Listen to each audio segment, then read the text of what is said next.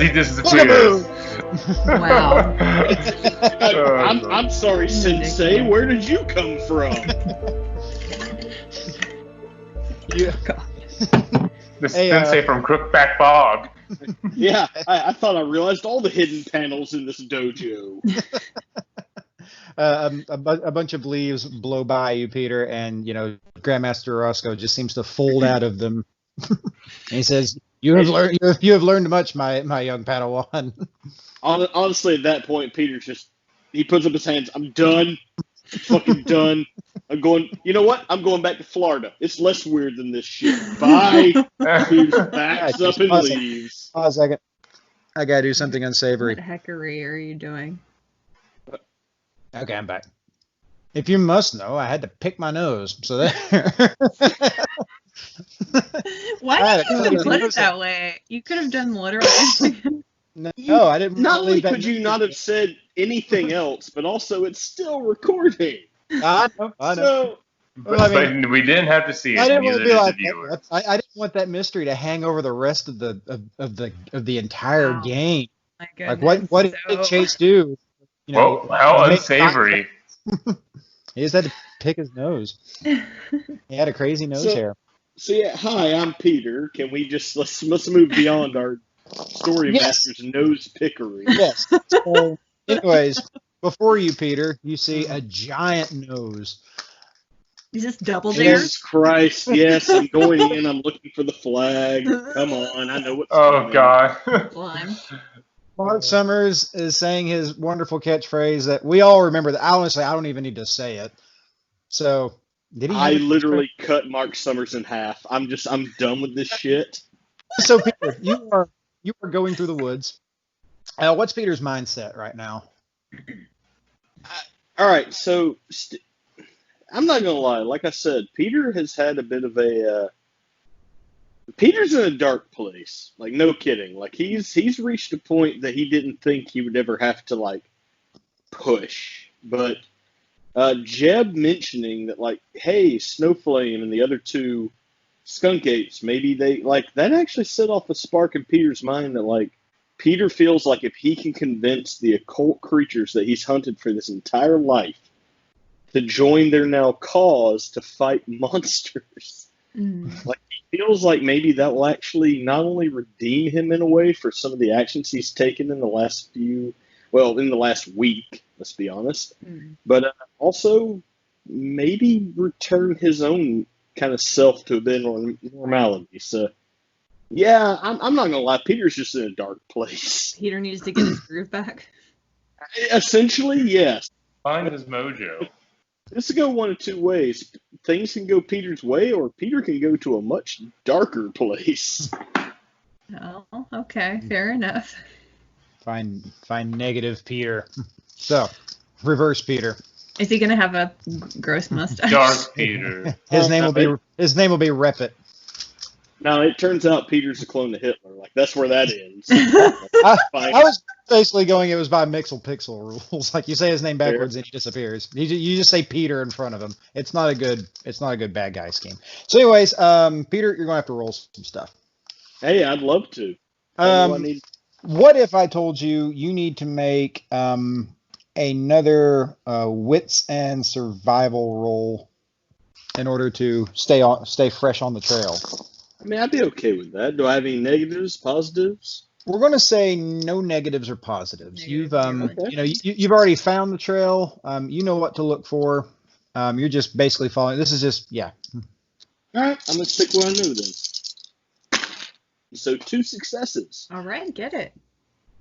So it's dark, but your light it guides you true, and these are already like, as I've described, like big creatures, 10 to 12 feet tall. That's fucking huge. And the odd thing is, these footprints are like, we were all kids at one point. We all saw the pictures of, this is how big Shaquille O'Neal's foot is. Bigger than that. But the thing is, like, it's really weird because, like, they're very hard to find.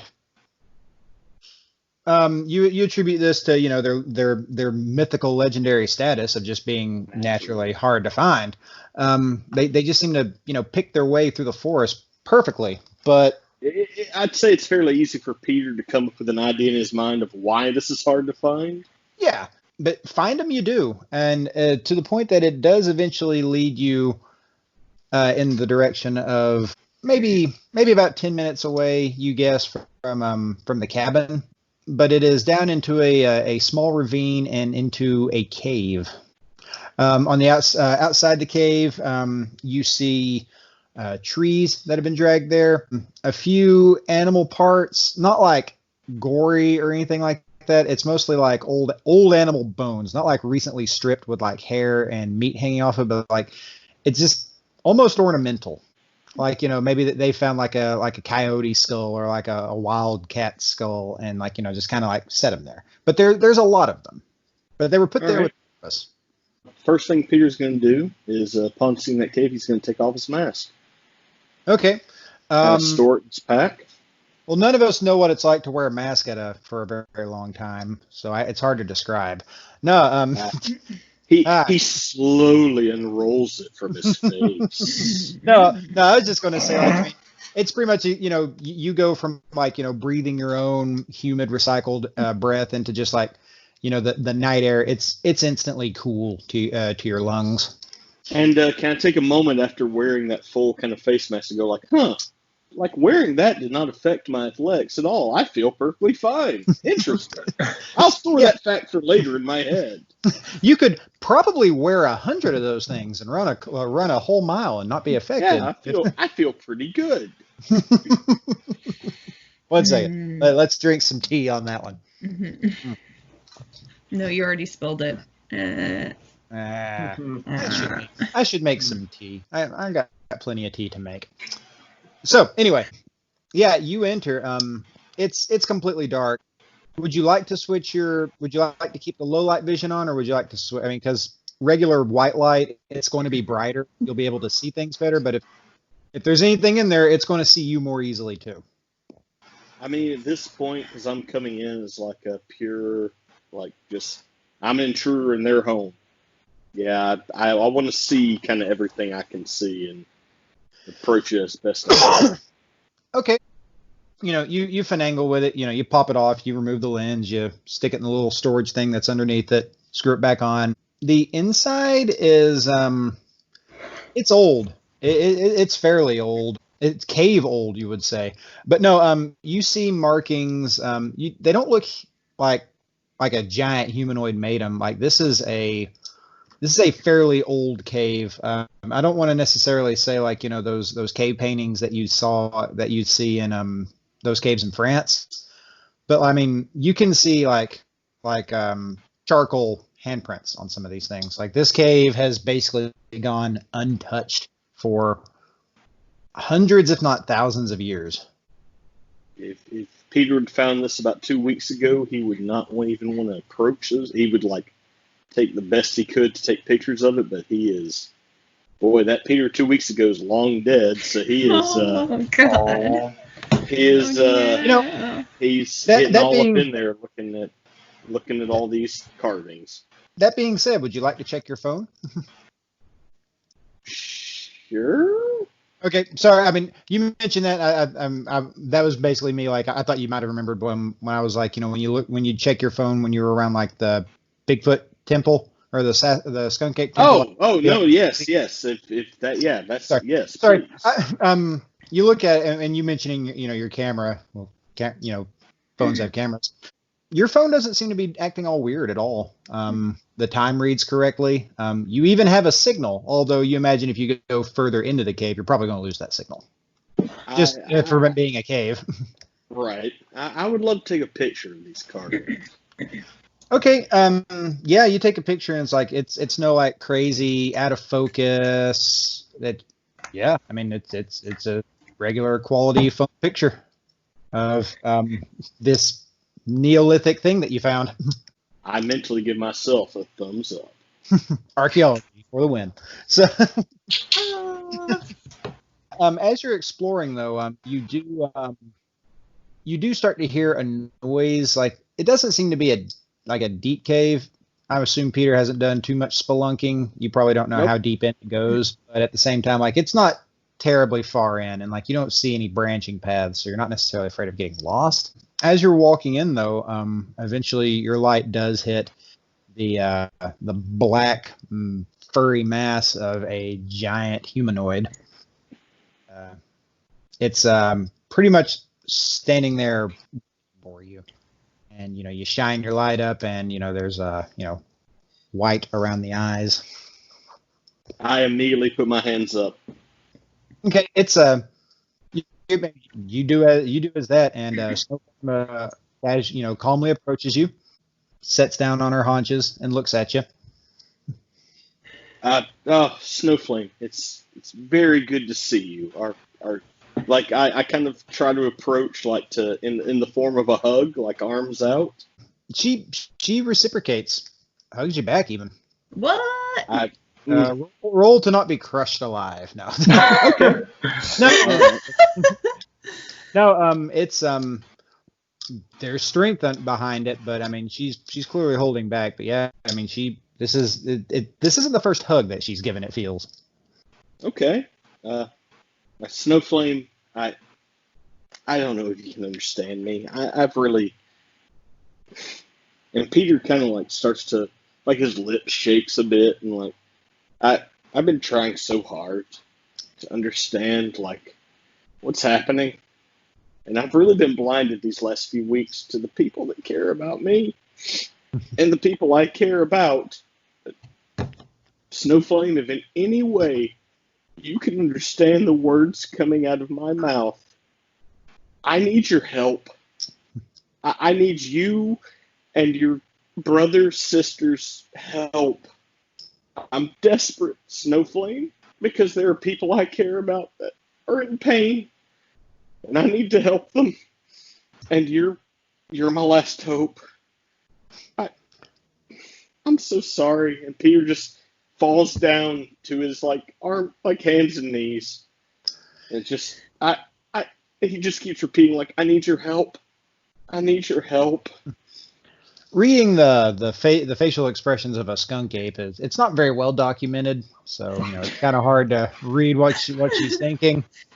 But you do see her stand up and wander off to the side, and she comes back and holds out the picture that you gave her of Pastor Freddy's sisters, and holds it in her hand, open palm like that, and looks at you and starts looking down at the picture. Yep, I'll kind of I'll stand up and take the picture. She turns around and starts walking deeper into the cave, but she kind of looks back at you. I'm following her. You don't necessarily think the cave is necessarily that deep underground, but I mean, it's weirdly spacious. Part of you wonders, was this an abandoned, was this always a cave? Was it part of a mine? Some of the mines that were up there, up in the North Georgia mountains. Because I mean, it's spacious. She's not having to duck at any point. Maybe when they're digging out the mines, maybe they found some old an actual old cave system. You don't know, but it's pretty much just a straight shot with a few bends, but you're trusting her. And eventually you come across two very, very ancient skeletons. They got some age on them, a couple of, several decades at least. Someone that's seen bones before can tell, this is, yeah, they're old. Those are dead. So there were flesh on them. Yep. It's okay, I think I found a body. Literally, the character Bones from Fox just shows up behind me and is those are old. Thanks. Time of death is between this time and this time specifically. The thing is, though, most of it looks human, but not all of it. You see what can only be described as horns, protruding out of the skull of the larger one, and bird wings protruding out of from the backs of another. But they are basically huddled in amongst each other, hugging each other. And Snowflame, kind of looks down at your hand at the picture and looks back over at that. with seeing that, with Peter with his knowledge of kind of occultism and all that, like seeing those two skeletons, would like some pieces come together? And he's like, holy shit, I know what we're up against. Maybe if you want to make any kind of declaration or anything like that. I wouldn't necessarily say you need to roll for that if you have any ideas. I will never let you say, oh, you need to roll for idea. I mean, I actually think Peter would be like, oh, fuck. I think I know what we're fighting against now. Yeah, and, Snowflame, just kind of, she leans down and, like she extends a finger and touches the one with the horns with the horns on the head, and then the one with the wings, and just really lingers on the one with the wings and just looks at you and holds her hand back out. Yeah. Thank you, Snowflame. I think you've given me the final piece of this puzzle. She's still holding her hand out, looking at the picture. So I'm gonna go. So I may have one thing figured out, but I'm gonna go for a wild guess on this other part. Like, if she's looking at the picture, I'm gonna point at like the older siblings, Mm-hmm. and maybe point at the skeletons. When you point to the older siblings and point to the skeletons, she points to the one with the horns. Yep. Okay. And then I'll point to what I presume would be her photo and someone else, and point to the one with the wings. You point to her photo and your finger's like resting on like the youngest one, and she points to the one with the wings.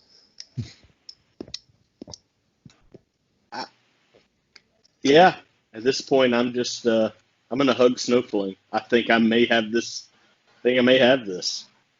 She reciprocates the hug again. All right, Snowflame. God, why did I even give you that name? God, it feels like I've been doing this for months, even though it's only been like a month.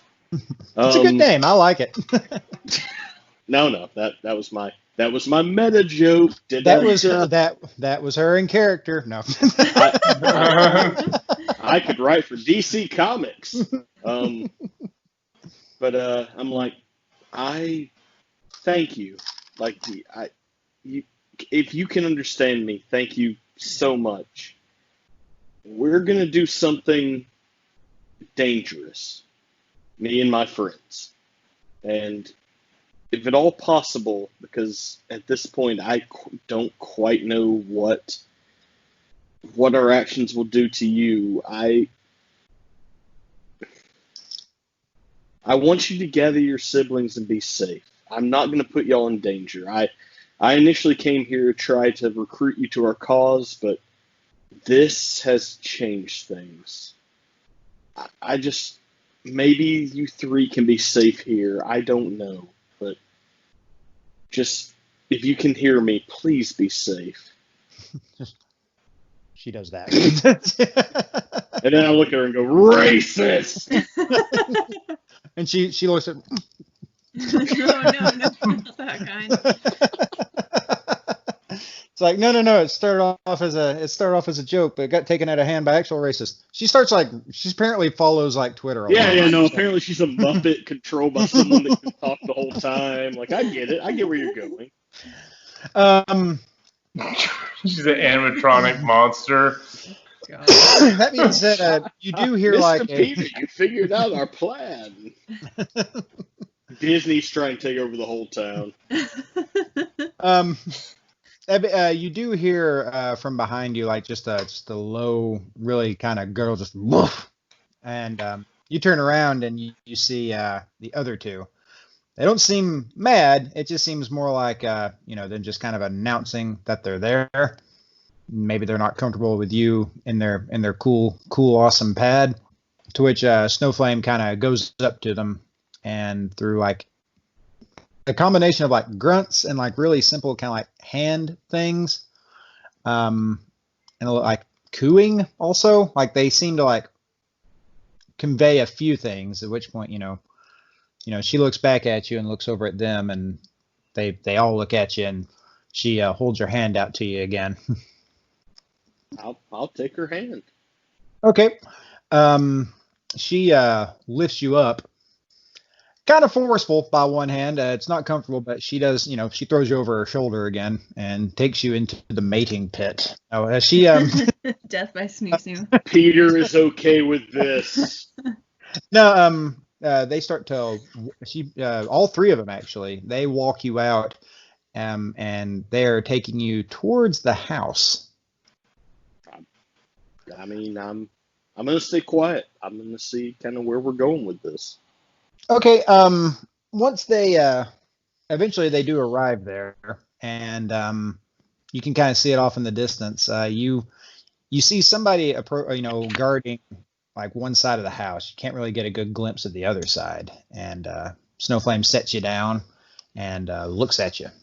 I say out loud, like, please don't let this bother you. I hope it doesn't. And I put my mask back on. Starts. Oh, God, no, and I'm ripped to pieces. Okay. Peter! Where Peter go? You not Peter. But I put the mask on and then face her and just see the reaction. She recognizes you. I don't know what that term is that babies have to develop, where it's object like permanence. Object permanence. Yeah, she has object permanence. Okay. And I'm like, if y'all are here, we need a child in that house. Will they get the child? Damn it. Find out next week, Sam. Ah!